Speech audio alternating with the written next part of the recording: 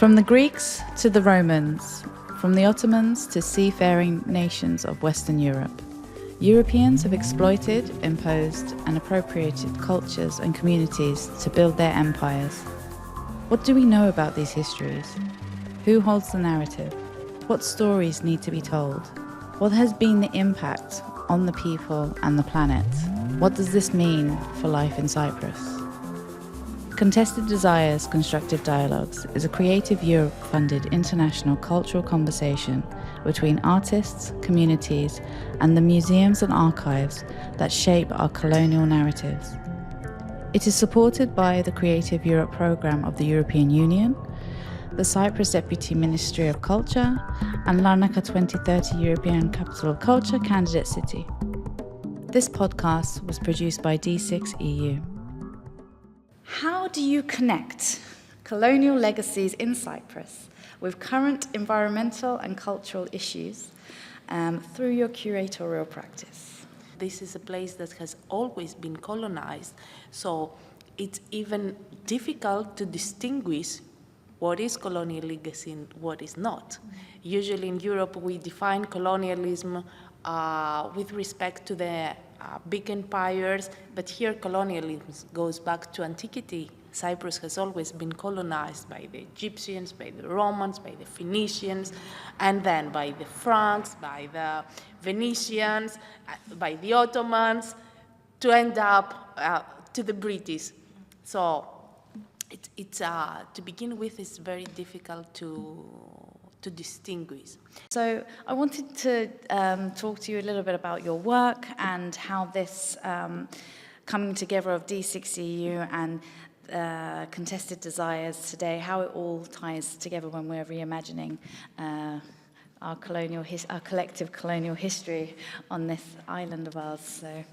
Can I just start with a story a little bit beforehand? Yes, please. Born in 61, it's exactly when the Republic of Cyprus was made. Yeah. So all my parents, family, extended, we come from a village which is bicommunal anyway, so they all lived in the colonial period. So the stories I heard from them carried on with me. But also, as a family growing up, we always had very good relations with the Turkish Cypriots of the village, and also in my father's job. So Turkish Cypriots, even people from Lebanon and Syria, were, let's say, often visitors in our house.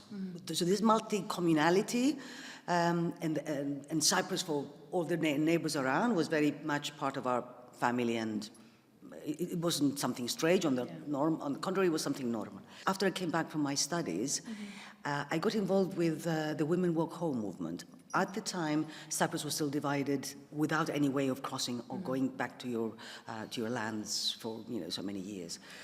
So I got involved with the Women Walk Home movement, and we walked into the Green Line, only women, white flags, demanding to be allowed to return to our homes. We did this, 5-6 times. We went to Parthenon, and we took over Parthenon when the Turkish Prime Minister was visiting, but I was still on a young age, and this really left a big impression of me of empowerment, i.e. you go and demand things, not as people, as collectives, as communities. And since then, I have this fixation with borders and Green Line. Whenever I have a chance, I always go and do things in the Green Line, because it's one way of breaking taboos and going on the other side. Act of courage is to go back and build these relations that I used to have as a family, as a tradition, with the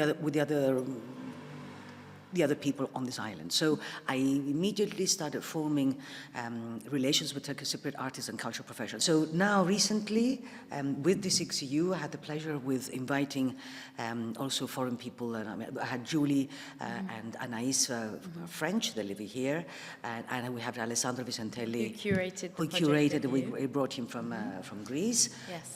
And we had, of course, Sumer Erek and Nafiak Denise with her poetry. Effie Savidis on the refugees. Yes. We did a lovely show in the buffer zone again, and I'm so happy because not only did the two mayors come to open it, but we had 1,000 visitors, which for a visual exhibition in Cyprus, it's like astronomical numbers. Yeah. 30% was Greek Cypriots, 20% Turkish Cypriots, and the other 50% is foreigners. But it's important for all of us. It's important for us locals, but it's also important for people who come and they think it's a nice visiting touristy thing to cross over, that they see the complexities that we have on the island. So once there's a trust built, this is the good thing about Cypriots. They have once they build the trust between them, it's there, it's unbreakable. And I feel that I've built that trust with a lot of Turkish Cypriots, not only because of my family, but also because of the work that I have done and the respect I have and the exchange. I choose a strand that included a residency in Newcastle. In a way, I wanted to see how the colonials and how their registration is welcoming and how the queer population there is welcoming refugees.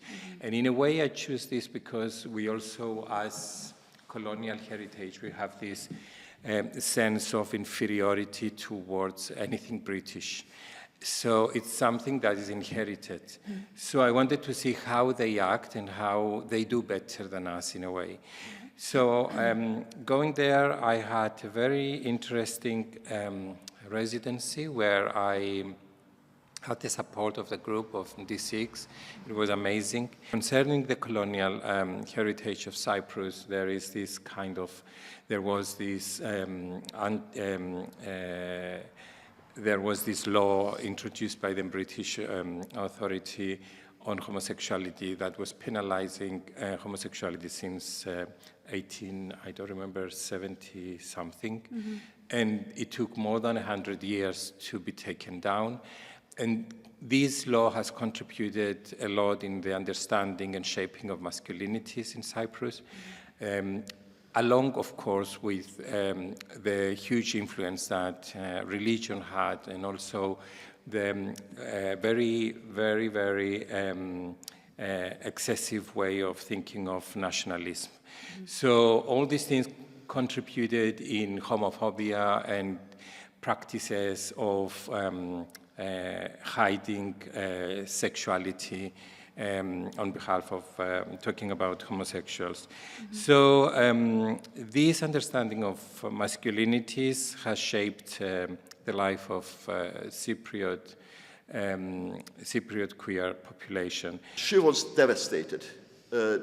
Her house was surrounded with lemon groves, and present time, last year, she was devastated that everything is gone and new blocks of apartments were going to build there for housing. That was, with her story, it was a kind of summary, being displaced, placed into a land that you are not really familiar with.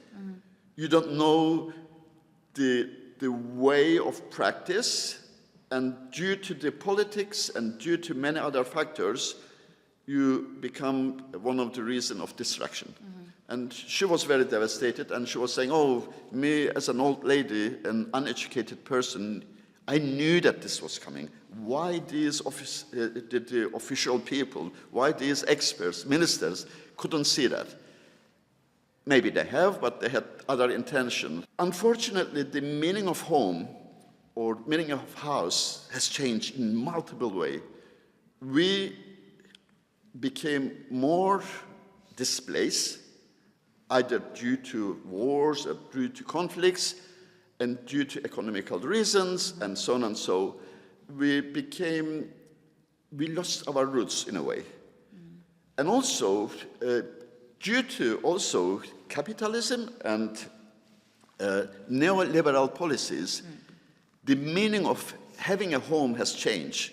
A house became an investment, not for housing anybody.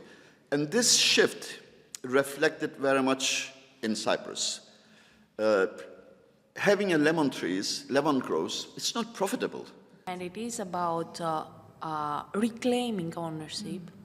And I would say also it is about, I think it goes even deeper, it is about understanding our identity and reconnecting to aspects of identity and heritage that have been lost.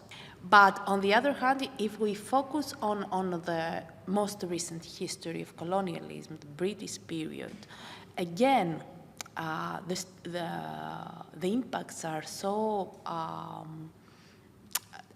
go that deep that we don't realize they begin with the environment always. There are, colonialism was about exploiting natural resources.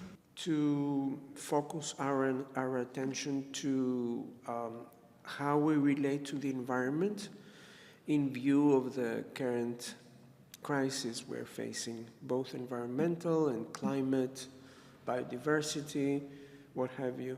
And I think that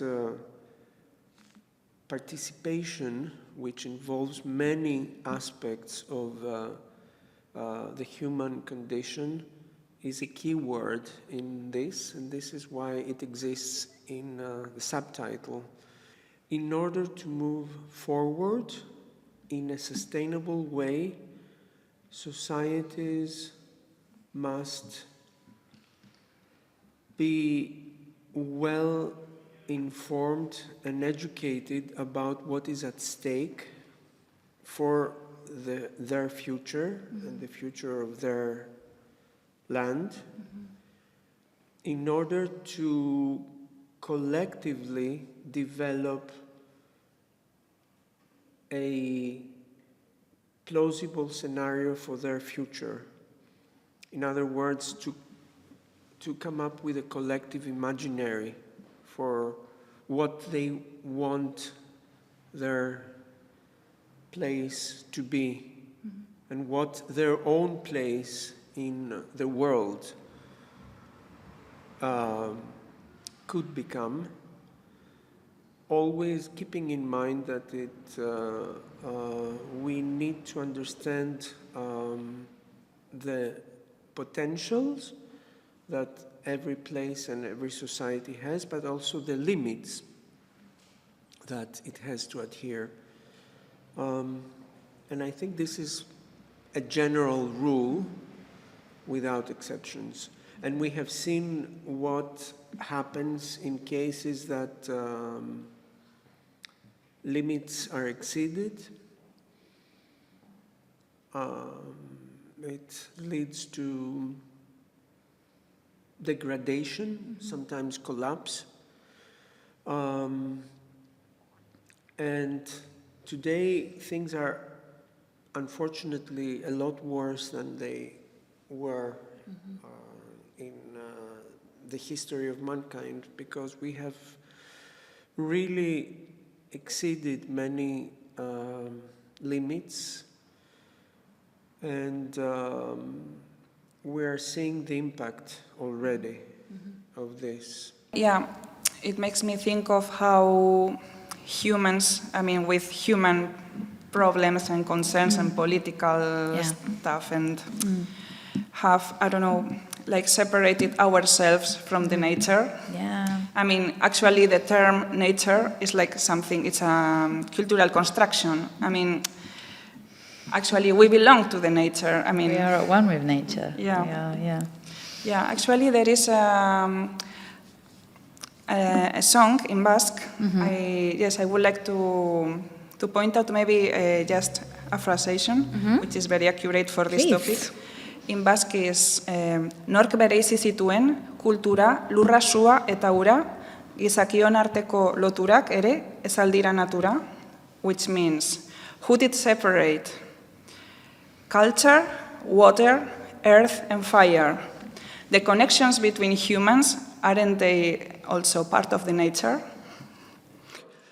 In a way, the economics not concerning about environment, not concerning about the society and everything, it become very destructive, profit-driven. And by talking and also spending some time in Cyprus made me to look at the question of this loss of environment, destruction, and asking me a question why it is. And by chance, I got another possibility to have another exhibition, this time in Larnaca, Municipality Arts Center. And title was something that I was working already, Art for a Wounded Planet. Yes. We have wounded the planet, and as artists, we have something that we can express of ourselves, or we can look for the ways, or we can try to understand, and so on. So when we're talking about climate, we are mainly talking about similar issues in different places, Yeah. you know, like fires, water scarcity, I don't know, like missing nature in urban spaces. There's a lot of these issues that we can feel related with, independent where we are situated. So maybe it's from there that I see things and I work. My works, my projects, my research, it's mainly focused on these matters and very rooted on like sharing these things, listening to our environment. So many of my projects can be replicated in different contexts, so they can like adapt to different contexts, but the root, like the essence, is kind of like the same, which is listening, being present, sharing. If we are dealing about environmental things, if we are dealing with issues in the society, the action cannot be just an individual action. It requires collective action. Collective action. I mean, these are kind of things that by instinctively I have started, and through making it continuously I'm questioning what am I doing, why am I doing, how this connects with the environment, what is the role of the artist, and what is the legacy of the colonial heritage, and all these things. And by coincidence, I mean, again, the center of Nicosia, where the Venetian column is, Yes. and also that space was where the colonial official buildings were, and then passed it on to the other administrations. Now it is the courts. Yep. But probably from 70s until 90s, that was a kind of a center where the speeches, demonstrations, and a sort of protests were taking place. And literally, I gathered a group of people, took them there, opened the banner, and walked from there to the space where the installation is. In a way, what I'm trying to say, yes, we need to take action. We need to take action as individuals. We need to question what we can do as artists, and also how we can engage with the community, with the society, and to bring the art from the museums back to the people again, to become a kind of a healer or problem solver or inspiration that we can come up with creative solutions, because that's what's required to deal with issues in our society and our world now.